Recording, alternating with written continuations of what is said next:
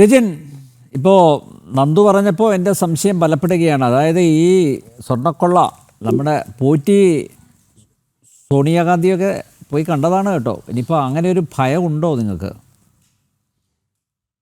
നോക്കൂ അനിൽ നമ്പ്യാർ, ഞാൻ ആദ്യം തന്നെ പറഞ്ഞല്ലോ, മടിയിൽ കനമുണ്ടെങ്കിൽ മാത്രമല്ലേ ഭയക്കേണ്ടതുള്ളൂ. കോൺഗ്രസിനെ സംബന്ധിച്ച് അങ്ങനെ ഒരു ഭയവും ഭയപ്പാടും ഇല്ല. കാരണം ഭക്ത സമൂഹത്തിനൊപ്പം നിൽക്കും എന്ന് പറഞ്ഞൊരു ഗവൺമെന്റ് ആണ് ഇന്ന് കേരളം ഭരിക്കുന്നത്. ആ പാർട്ടി നേതൃത്വം കൊടുക്കുന്ന ഗവൺമെന്റ് ആണ് ഇന്ന് കേരളം ഭരിക്കുന്നത്. ഒന്ന് രണ്ട് ഞാൻ പറഞ്ഞു പൂർത്തീകരിക്കട്ടെ എന്നതും അനിൽ നമ്പ്യാർ, ഞാൻ പറഞ്ഞു പൂർത്തീകരിക്കട്ടെ. ഇവിടെ നന്ദു ഇവിടെ വലിയ CBI അന്വേഷണം ഇതൊക്കെ മറന്നുപോയോ? പിന്നെ ഏതാണ്ട് ഒരു 10-15 മിനിറ്റോളം വെക്കുന്ന വലിയ ഒരു കപലപ്രസംഗത്തെക്കാട്ടും വലിയൊരു പ്രസംഗം ചാനൽ ഫോണിൽ അല്ല ഞാൻ പറഞ്ഞു, ഒരു വലിയ പ്രസംഗം അദ്ദേഹം നടത്തി. ആ പ്രസംഗത്തിൽ തന്നെ ഒരു മൂന്നാല് പ്രാവശ്യം ഗവൺമെന്റിനെ കുറ്റപ്പെടുത്തുന്ന രീതിയിലേക്ക് വന്നു. നന്ദുവിന്റെ പ്രശ്നം എന്താ? ഇന്ന് പ്രശാന്തിനെ പ്രതിയാക്കിയതാണോ ഈ പ്രശ്നം എന്ന് പറയുന്നത്? CPM-ന്റെ വക്താക്കന്മാരും ഇല്ലാത്തതുകൊണ്ടാണോ ഈ ഗവൺമെന്റിനെ ഇത്രത്തോളം ഈ SIT ഇന്ന് കുറ്റപത്രം കൊടുത്തതിൽ ഈ പറയുന്ന പ്രശാന്തിനെ പ്രതിയാക്കി?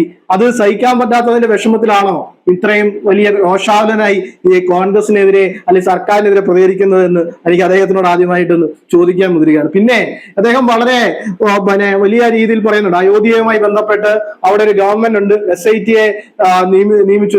ആരായിരുന്നു അയോധ്യയുമായി ബന്ധപ്പെട്ട ട്രസ്റ്റ്? ഞാനും അപ്പനും സുഭദ്രയല്ലായിരുന്നോ?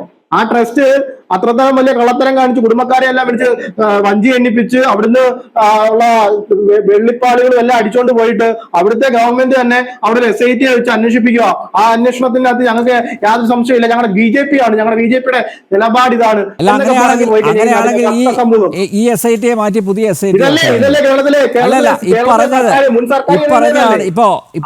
ഇതല്ലേ മുൻ സർക്കാർ അല്ല, അയോധ്യയിലെ രാമക്ഷേത്ര ട്രസ്റ്റ് ആ കൊള്ളയെ കുറിച്ച് അന്വേഷിക്കുന്നത് UP-ലെ SIT ആണ്. അതിലാണല്ലോ ഇപ്പം താങ്കൾ അതൃപ്തി രേഖപ്പെടുത്തിയത്. രജിൻ, അങ്ങനെയാണെങ്കിൽ മുൻ സർക്കാരിൻ്റെ കാലത്തെ SIT-യെ മാറ്റി നിങ്ങൾ പുതിയ SIT-യെ പിന്നെ SIT രൂപീകരിക്കണം. അതിന് തയ്യാറാണോ? നോക്കാൻ നമ്പ്യാർ, ഞാൻ ആദ്യം തന്നെ പറഞ്ഞല്ലോ, ഇതുമായി ബന്ധപ്പെട്ട് ഭക്തജനങ്ങൾക്ക്, അതായത് ഭക്തജനങ്ങൾ എന്ന് പറയുന്ന ആളുകൾക്ക് അതുമായി ബന്ധപ്പെട്ട ആശങ്ക ഉണ്ടായാൽ, ഇതുമായി ബന്ധപ്പെട്ട യഥാർത്ഥ പ്രതികളിലേക്കല്ല SIT ചെന്നെത്തുന്നതെങ്കിൽ ആ ആശങ്കകൾ ദൂരീകരിക്കുവാൻ വേണ്ടി ഈ പറയുന്ന ഏത് അന്വേഷണവും കൊണ്ടുവരുവാനും കേരളത്തിലെ സർക്കാർ ബാധ്യസ്ഥരാണ്. നിങ്ങൾക്ക് മനസ്സിലാവുന്നില്ലേ? ഇതിലെ യഥാർത്ഥ പ്രതികൾ ഇപ്പോഴും പുറത്തു നിൽക്കുകയാണ്.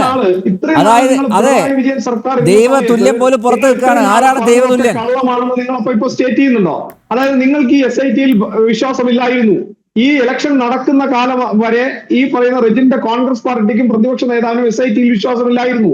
ഈ SIT പോലീസ് ഉദ്യോഗസ്ഥന്മാരാണ്. ആഭ്യന്തര വകുപ്പ് പിണറായി വിജയൻ കൈകാര്യം ചെയ്യുമ്പോൾ പിണറായി വിജയന്റെ കീഴിലുള്ള ആഭ്യന്തര വകുപ്പിലുള്ള പോലീസ് ഉദ്യോഗസ്ഥന്മാർ അന്വേഷിച്ചാൽ ഈ കേസ് തെളിയില്ല എന്ന് നിങ്ങളുടെ പ്രതിപക്ഷ നേതാവ് പറഞ്ഞിട്ടുണ്ടെന്നേ. ഞാൻ മറ്റൊരാളുടെ വാക്കെടുത്തല്ല പറയുന്നത്, ഒരു BJP നേതാവിന്റെ വാക്കല്ല കോട്ട് ചെയ്യുന്നേ. നിങ്ങളുടെ പ്രതിപക്ഷ നേതാവ് ഇന്നത്തെ മുഖ്യമന്ത്രി പറഞ്ഞ സ്റ്റേറ്റ്മെന്റിൽ നിങ്ങൾ ഇപ്പോ ഉറച്ചു നിൽക്കുന്നുണ്ടോ ഇല്ലയോ? അതാണ് എന്റെ ചോദ്യം. നന്ദു ഞാൻ പറഞ്ഞോട്ടെ, നന്ദു പറഞ്ഞപ്പോഴൊന്നും ഞാൻ ഇടപെട്ടില്ലല്ലോ.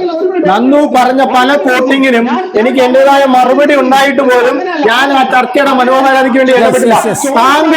താങ്കൾക്ക് എന്താണ് ഇത്ര അസഹിഷ്ണുത? അയോധ്യയെ പറ്റി പറയുമ്പോൾ താങ്കൾക്ക് വേദനിക്കുന്നുണ്ടോ? അല്ലല്ല, താങ്കൾക്ക് എന്താണ് ഇത്ര ഈ ഒരു ചർച്ചയിൽ കാര്യം പറയുമ്പോൾ താങ്കൾ ഇത് കാണുന്ന പ്രേക്ഷകർക്ക് പോലും തോന്നുന്നില്ല. ഇത് അല്ല, പറഞ്ഞതിൽ തന്നെ വിശ്വാസി നിങ്ങൾ പല ഭക്തകൾക്ക് പൂർവ്വമുണ്ട് എന്ന് തെളിയിക്കുന്ന രീതിയിലേക്കാണ് നിങ്ങൾ സംസാരിച്ചത്.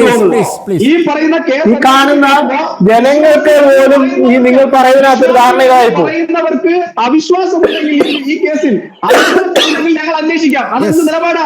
നിങ്ങൾ അങ്ങനെ അല്ലല്ലോ, നിങ്ങൾ അങ്ങനെ വിശ്വാസികൾക്ക് അവിശ്വാസം ഉണ്ടായാൽ മാത്രമേ അന്വേഷിക്കുള്ളൂ എന്നുള്ളതാണ് കോൺഗ്രസിന്റെ നിലപാടെങ്കിൽ അത് പറയണമായിരുന്നു തന്റെ കൂടി.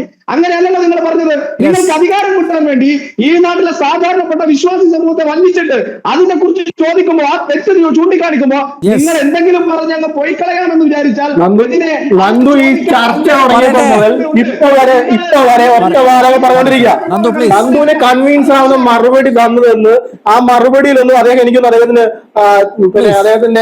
ഇയർഫോൺ കേൾക്കുന്നില്ല എന്നാണ് തോന്നുന്നത്. അദ്ദേഹം എപ്പോഴും ചർച്ച തുടങ്ങിയ തൊട്ട് ഇപ്പൊ വരെ അദ്ദേഹം CBI-യുമായി ബന്ധപ്പെട്ട് പറഞ്ഞുകൊണ്ടിരിക്കുക. ചോദിച്ചിരിക്കുക. CBI ബന്ധപ്പെട്ട ഒരു ഗവൺമെന്റിന്റെ നയം, ആ ഗവൺമെന്റുമായി ബന്ധപ്പെട്ട കാര്യങ്ങൾ ഞങ്ങൾ പറഞ്ഞു ബോധ്യപ്പെടുത്തി. അദ്ദേഹത്തിനത് ബോധ്യപ്പെടുന്നില്ല. അദ്ദേഹത്തിനോട് ഞാൻ ചോദിക്കുന്ന ഒറ്റ ചോദ്യം മാത്രമേ ഉള്ളൂ. നിങ്ങൾ ഉത്തരവാദിത്തപ്പെട്ട ഒരു സത്യമാണെങ്കിൽ രാമന്റെ മുതലായാലും അയ്യപ്പന്റെ മുതലായാലും കള്ളന്മാരാണ്. രാമന്റെ മുതലായാലും അയ്യപ്പന്റെ മുതലായാലും കള്ളന്മാരാണ്.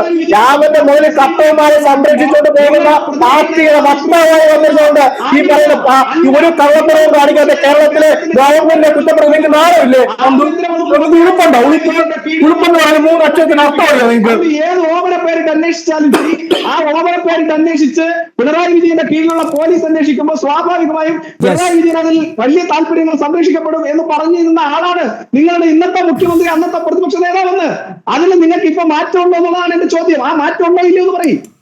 നിങ്ങൾ അന്ന് പറഞ്ഞതൊക്കെ ഇന്ന് വിഴുന്നു. എന്തായാലും കേരളത്തിലെ പ്രശാന്തിന്റെ നിലപാടും നന്ദുവിന്റെ നിലപാടും ഒന്നായത് കുഴപ്പമില്ല.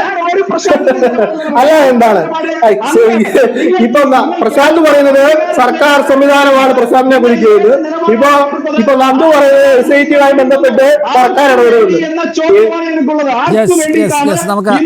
നിങ്ങൾ അന്ന് എടുത്ത വിഴുങ്ങുന്നത് ആ ചോദ്യത്തിന് നിങ്ങൾ മറുപടി പറഞ്ഞേ പറ്റൂ. നിങ്ങൾ കേരളത്തിലെ ഭൂരിപക്ഷം വരുന്ന ഒരു സമൂഹത്തെ പറ്റിച്ചിട്ട് അധികാരത്തിൽ വന്നവരാണ്. ആ പറഞ്ഞ നിലപാട് നിങ്ങൾക്ക് തിരുത്താൻ സാധിക്കില്ലെങ്കിൽ നിങ്ങൾ എടുത്ത് പറഞ്ഞത് നന്ദു ഞാനൊരു ഒറ്റ കാര്യം ചോദിക്കാം. നന്ദു BJPയുടെ വക്താവല്ലേ? BJPക്ക് വേണ്ടി ചാനൽ ഫോണിൽ വന്ന് സംസാരിക്കുന്നത്. ഈ റാന്നി എന്ന് പറയുന്നൊരു നിയോജകമണ്ഡലമുണ്ട്, അറിയാമോ? അയ്യപ്പന്റെ ശബരിമലയിൽ റാന്നിയാണ്. അവിടെ നിങ്ങൾക്ക് ഒരു സ്ഥാനാർത്ഥി ഉണ്ടായിരുന്നു, 2020 സ്ഥാനാർത്ഥിയാ. അദ്ദേഹത്തിന് സ്റ്റേറ്റ്മെന്റ് ഉണ്ടായിരുന്നു. എന്താ? ശബരിമല കൊള്ള ഒരു വിഷയമല്ല, അതുമായി ബന്ധപ്പെട്ടല്ല ഞാനിവിടെ മത്സരിക്കുന്നത്, ശബരിമലക്കുള്ള ഒരു വിഷയമല്ല എന്ന് പറഞ്ഞ പാർട്ടിക്ക് സ്ഥാനാർത്ഥികൾ ഉണ്ടാക്കി വെച്ചിട്ടാണ് താങ്കളെ പോലെയുള്ളവർ ഈ ഗവൺമെന്റ് നല്ല രീതിയിൽ പോകുന്ന ഒരു ഗവൺമെന്റിനെ ഈ പറയുന്ന രീതിയിലുള്ള വിവാദങ്ങൾ ഉണ്ടെങ്കിൽ എന്ത് ധാർമ്മികതയാണ് നമുക്ക് ഈ പറയുന്ന BJPയുടെ വക്താവായി വന്നിട്ട് ഇതുപോലെ ചാലയിൽ പോയിരുന്ന ഭക്തകൂടെ കളിയാക്കുന്ന രീതി ഉൾപ്പെടെ 7 പേരാണ് പുതിയ കേസിലെ പ്രതികൾ.